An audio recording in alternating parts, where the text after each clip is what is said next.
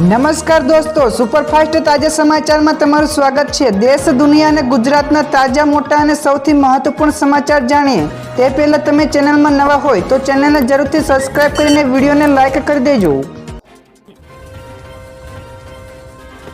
સૌથી પહેલા દોસ્તો આપણે વાત કરીએ તો ગાજવીજ સાથે ધોધમાર વરસાદ, નદીમાં પણ પૂર આવ્યું છે। તો ગુજરાતના અમુક સ્થળોએ મેઘરાજા મનમૂકીને વરસ્યા હતા। ત્યારે ગઈકાલે અમરેલીમાં વરસાદ પણ પડ્યો હતો। ત્યારે ખાંભાના રબારિકા, આંબલિયાળા, સાળવા, પીપળિયામાં ગાજવીજ સાથે ધોધમાર વરસાદ પડ્યો છે। તો આ વરસાદના કારણે આંબલિયાળા અને રબારિકા ગામના સુકુવર નદીમાં પણ પૂર આવ્યું હતું। તો ગઈકાલે નવસારી જિલ્લામાં પણ સવારથી જ ગણદેવી અને ચીખલી તાલુકાઓમાં ભારે પવન સાથે ધોધમાર વરસાદ પણ પડ્યો હતો। તો દોસ્તો, આજે તમારા વિસ્તારનું વાતાવરણ કેવું છે ફટાફટ નીચે કોમેન્ટમાં જણાવજો। બીજા સૌથી મોટા સમાચાર સામે આવ્યા છે। આજથી ફરી એકવાર વરસાદનો વધુ એક રાઉન્ડ થશે શરૂ। તો હાલ તો દક્ષિણ ગુજરાત સહિતના રાજ્યના અમુક વિસ્તારોમાં વરસાદી માહોલ જોવા મળ્યો છે। તો આ દરમિયાન હવામાન વિભાગે નવી આગાહી કરી છે। તે અનુસાર રાજ્યમાં 21 ઓગસ્ટથી એટલે કે આજથી વરસાદનો વધુ એક નવો રાઉન્ડ શરૂ થશે। તો રાજ્યમાં અત્યાર સુધીમાં કુલ 73% જેટલો વરસાદ નોંધાઈ ગયો છે। તો એક આગાહી અનુસાર ઉત્તર પશ્ચિમ, પશ્ચિમ, પૂર્વ અને મધ્ય ભાગોમાં આગામી 4 થી 5 દિવસ સુધી ભારે વરસાદ નોંધાઈ શકે છે। તો આજે પણ દક્ષિણ ગુજરાતના દ્વીપકલ્પીય વિસ્તારોમાં મુશળધારથી અતિ ભારે વરસાદ નોંધાઈ શકે છે।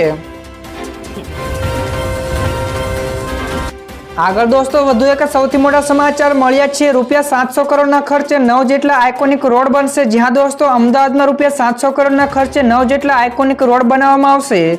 જેમાં પહેલા તબક્કે ઇસ્કોન સર્કલથી પકવાન સુધીના સર્વિસ રોડ અને બફર ઝોનનો સમાવેશ થશે। તો જેમાં સૂચિત રોડ પર ફુવારા, લાઇટો, બાંકડા, footpath, selfie point, food court જેવી સુવિધાઓ હશે। જ્યારે ટેન્ડર મંજૂર થતાં જ કામ શરૂ થઈ જશે અને 3 વર્ષમાં કામ પૂર્ણ કરી દેવાનો મ્યુનિસિપલ કોર્પોરેશનનો દાવો છે। તો ટેન્ડર મંજૂરી બાદ કામ સોંપી દેવાશે। ત્યારબાદ દોસ્તો બીજા સૌથી અગત્યના સમાચાર, દેશની પ્રથમ ડિજિટલ કોર્ટ કેરળમાં ખુલી। તો કેરળના કોલમમાં ખોલવામાં આવેલી દેશની પ્રથમ ડિજિટલ કોર્ટમાં નેગોશિયેબલ ઇન્સ્ટ્રુમેન્ટ એક્ટ એટલે કે એનઆઈ એક્ટના કેસોની સુનાવણી થશે। તો આ કોર્ટનું ઉદ્ઘાટન શુક્રવારના રોજ સુપ્રીમ કોર્ટના જજ જસ્ટિસ BR ગવાઈએ કર્યું હતું। તો ડિજિટલ કોર્ટમાં પ્રારંભિક ફાઇલિંગથી લઈને અંતિમ નિર્ણય સુધીની તમામ કામગીરી ડિજિટલ રીતે કરવામાં આવશે। તો માહિતી અનુસાર જો આ પહેલ સફળ થશે તો રાજ્યમાં વધુ એક જગ્યા ઉપર ઓન કોર્ટની સ્થાપના કરવામાં આવશે। તો દોસ્તો બીજા સૌથી મહત્વપૂર્ણ સમાચાર, વિધાનસભાના ચોમાસા સત્રમાં કયા બિલો રજૂ થશે તે ઉપર ચર્ચા કરવામાં આવે તો 21 ઓગસ્ટથી એટલે કે આજથી ગુજરાત વિધાનસભાનું ચોમાસું સત્ર શરૂ થવા જઈ રહ્યું છે। તો સામે આવેલી માહિતી અનુસાર 3 દિવસ ચાલનારા આ ચોમાસા સત્રમાં 5 જેટલા બિલો રજૂ કરવામાં આવશે। તો જેમાં કાળા જાદુનો બિલ અને ગુજરાત સ્પેશિયલ કોર્ટ બિલ રજૂ કરાશે। તો આ ઉપરાંત ભ્રષ્ટ અધિકારી સામે કડક કાર્યવાહી માટેનું બિલ પણ રજૂ કરવામાં આવશે। ત્યાર પછી આગળ દોસ્તો વધુ એક સૌથી મહત્વપૂર્ણ સમાચાર મળ્યા છે। આરબીઆઈએ કહ્યું કે ઓગસ્ટ મહિનામાં અનાજ, કઠોળ અને ખાદ્ય તેલના ભાવમાં નરમાઈ જોવા મળી છે। જ્યાં દોસ્તો ઓગસ્ટ મહિનામાં અનાજ, કઠોળ અને ખાદ્ય તેલોના ભાવમાં નરમાઈ આવી છે। તો શાકભાજીમાં બટાકાના ભાવ ઊંચા રહ્યા જ્યારે ડુંગળી અને ટામેટાના ભાવમાં પણ ઘટાડો થયો છે। તો સોમવારે જાહેર કરાયેલા આરબીઆઈના બુલેટિનમાં આ માહિતી આપવામાં આવી છે। તો all India consumer price index એટલે કે CPIમાં વાર્ષિક ફેરફાર દ્વારા માપવામાં આવેલા હેડલાઇનમાં ફુગાવો જૂન મહિનામાં 5.1% ગયા મહિને જુલાઈમાં ઘટીને 3.5% થયો છે।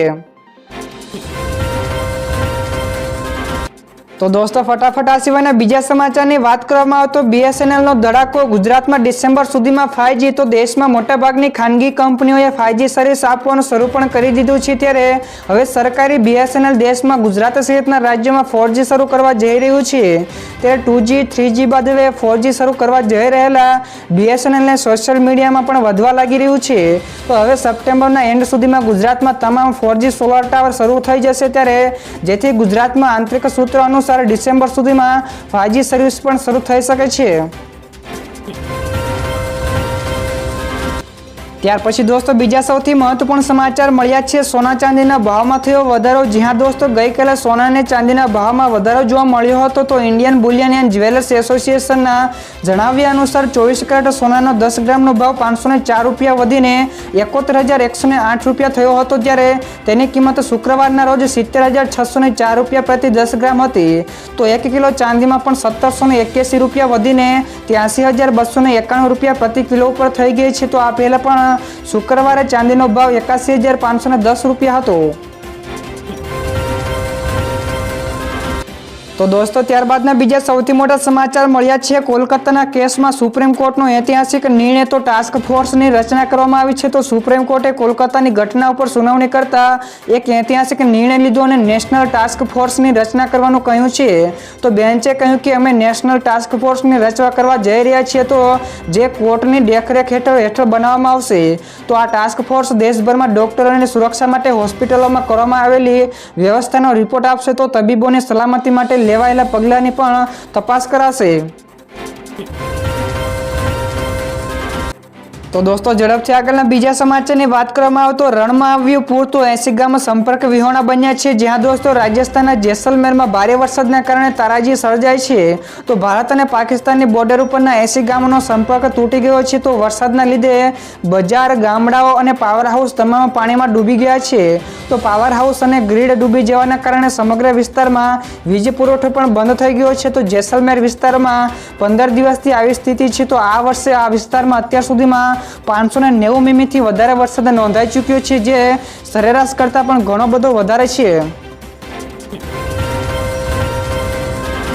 ત્યારબાદ દોસ્તો બીજા સૌથી અગત્યના સમાચાર મળ્યા છે સુરતમાં ફરી એકવાર મેઘરાજાની પધરામણી। તો 2 દિવસ હજુ પણ ભારેથી અતિભારે વરસાદની આગાહી છે। જ્યાં દોસ્તો હવામાન વિભાગની આગાહી પ્રમાણે ગઈકાલથી જ દક્ષિણ ગુજરાતમાં વરસાદે ફરી એકવાર બેટિંગ શરૂ કરી દીધી છે। તો સુરતમાં અત્યારે વરસાદ શરૂ થઈ ચૂક્યો છે। તો શહેરના અનેક વિસ્તારોમાં સારો વરસાદ પણ પડ્યો છે। તો કડાકા ભડાકા સાથે વરસાદ થતાં શહેરીજનોમાં બફારામાંથી રાહત મળી છે। તો દોસ્તો ઉલ્લેખનીય છે કે હવામાન વિભાગ દ્વારા આગામી હજુ પણ 3 થી 4 દિવસ માટે દક્ષિણ ગુજરાતમાં ભારેથી અતિભારે વરસાદની આગાહી આપવામાં આવી છે। તો જેમાં સુરત, નવસારી, વલસાડમાં રેડ એલર્ટ પણ આપવામાં આવ્યું છે। ત્યારબાદ દોસ્તો આગળના બીજા સમાચારની વાત કરવામાં આવે તો સરકારી તિજોરીને 76,293 કરોડનો ફટકો। જ્યાં દોસ્તો માર્કેટ રેગ્યુલેટર સેબીએ રૂપિયા 76,293 કરોડની બાકી રકમની વસૂલાતને મુશ્કેલ તરીકે ક્લાસિફાઈ કરી છે, જે ગયા વર્ષ કરતાં 4% વધુ છે। તો આનો મોટો હિસ્સો કોર્ટના આદેશો દ્વારા નિમાયેલી સમિતિઓના સમક્ષ પડતર કેસોને કારણે છે। તો આ એક બાકી રકમ છે જે વસૂલવી મુશ્કેલ છે। તો આવી એક રકમ છે જે વસૂલાતના તમામ પગલાં લાગુ કર્યા પછી પણ વસૂલ કરવામાં આવતી નથી।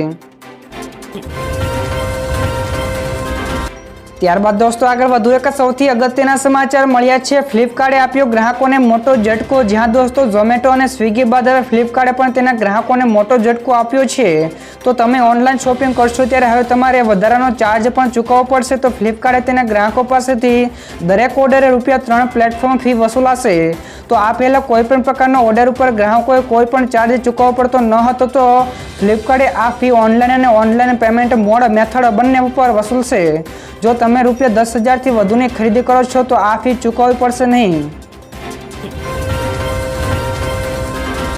ત્યારબાદ દોસ્તો આગળના બીજા સમાચાર શેર માર્કેટ વિશે પણ મળ્યા છે। તો ગઈકાલે શેર બજારમાં જોરદાર ઉછાળા સાથે બંધ થયું હતું। જ્યાં દોસ્તો ભારતીય શેર બજાર ગઈકાલે મંગળવારના દિવસે શુભ સાબિત થયું હતું। તો બેન્કિંગ અને આઈટી શેરોમાં રોકાણકારોની ખરીદીના કારણે ભારતીય શેર બજાર ગઈકાલે મજબૂત ઉછાળા સાથે બંધ થયું હતું। તો સેન્સેક્સમાં 378 પોઈન્ટના ઉછાળા સાથે 80,802 પોઈન્ટનો વધારો જોવા મળ્યો હતો। તો નિફ્ટીમાં પણ 126 પોઈન્ટના ઉછાળા સાથે 24,698 પોઈન્ટ ઉપર બંધ થયો હતો। તો દોસ્તો ફટાફટ આગળના બીજા સૌથી મોટા સમાચાર મળ્યા છે ગુજરાતમાં કંઈક મોટું થવાના એંધાણ। તો ગુજરાતના રાજકારણથી મોટા સમાચાર સામે આવ્યા છે। તો એક અહેવાલ અનુસાર ગુજરાતના પૂર્વ મુખ્યમંત્રી શંકરસિંહ વાઘેલા અને ગૃહમંત્રી અમિત શાહ એકબીજાને મળ્યા હતા। તો તેમની વચ્ચે બંધ બારણે 25 મિનિટ સુધીની બેઠક પણ યોજાઈ હતી। તો આ મુલાકાતને લઈને ઘણી બધી અટકળો ચાલી રહી છે। જો કે આ મુદ્દે વાઘેલાએ કહ્યું કે તેઓ ચા પીવા ભેગા થયા હતા। ત્યારબાદના દોસ્તો બીજા સૌથી મહત્વપૂર્ણ સમાચાર મળ્યા છે. ગુજરાતમાં 1 કરોડથી વધુ લોકો ગરીબ છે. જ્યાં દોસ્તો ગુજરાતની ગણના દેશના ટોચના 5 સમૃદ્ધ રાજ્યોમાં થાય છે, પરંતુ દેશના જીડીપીમાં 8% વધુ યોગદાન આપતું ગુજરાત વિકસિત રાજ્યનો દરજ્જો પણ ધરાવે છે. તો દેશના મોટાભાગના મોટા ઉદ્યોગપતિઓ પણ ગુજરાતના છે. જો કે હાલમાં જ ગુજરાતને લઈને એક મોટો ખુલાસો થયો છે, જેણે બધાને ચોંકી દીધા છે. તો વિકસિત રાજ્ય હોવા છતાં પણ ગુજરાતમાં 1 કરોડથી વધુ લોકો ગરીબ છે અને ગામડાઓમાં પણ ઘણા બધા લોકો દયનીય સ્થિતિમાં પણ જોવા મળ્યા છે. ત્યાર પછીના દોસ્તો બીજા સૌથી મોટા સમાચાર સામે આવ્યા છે. ભાજપે રાજ્યસભાના ઉમેદવારોની યાદી જાહેર કરી છે. જ્યાં દોસ્તો ભાજપે રાજ્યસભાના ચૂંટણી માટે 9 જેટલા ઉમેદવારોની યાદી જાહેર કરી છે. તો હરિયાણાથી કિરણ ચૌધરી, રાજસ્થાનથી રવનીત બિટ્ટુ, બિહારથી મનન કુમાર મિશ્રા, ઓડિશાથી મમતા મોહન્તા, મધ્યપ્રદેશથી જ્યોર્જ કુરિયા અને ત્રિપુરાથી રાજીવ ભટ્ટાચાર્ય, આસામથી રામેશ્વર તેલી અને રંજન દાસ, જ્યારે મહારાષ્ટ્રથી ધૈર્યશીલ પાટીલ પણ ચૂંટણી લડશે.